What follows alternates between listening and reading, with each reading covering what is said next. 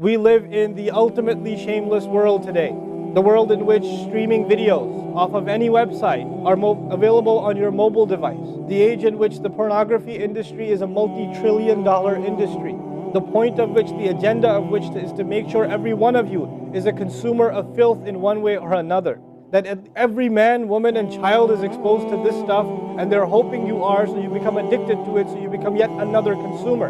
This is the gift of pornography to society. It's creating people, turning people into animals and perverts. And some of you, unfortunately, have that addiction. And you're watching this stuff online, and you don't feel bad about it anymore. You've justified it to yourself. And you feel bad about it once in a while, but you go back to it. And as a result, you think, oh, well, at least I'm not hurting anybody. At least I'm not doing it to anybody else. I'm just watching this stuff. It's okay. But you know what's happening to you? Inside, your soul is being just gutted. You have no soul left inside of you. So your prayers are empty, and you can't even shed a tear in your salat because your heart is so devoid of the fear of Allah because of the filth you've been watching all this time. It's turned you from a human being into an animal, so you can't even look. A woman passes by, you see a piece of flesh walking by.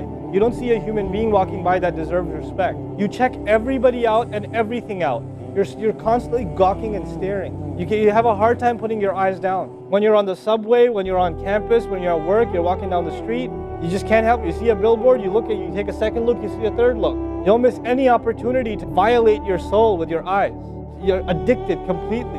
And then you say, brother, how do I get khushu' and salat? What world are you living in? Ayyuhal ikhwa, my brothers, specifically my brothers. And I know some sisters have this issue too. It's a sad reality. This is a war. It's more dangerous than any military war. This is the war that's destroying our souls.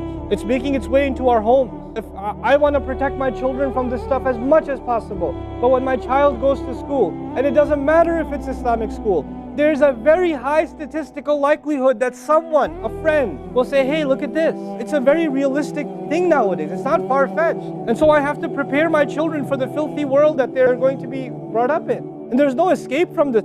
It's everywhere.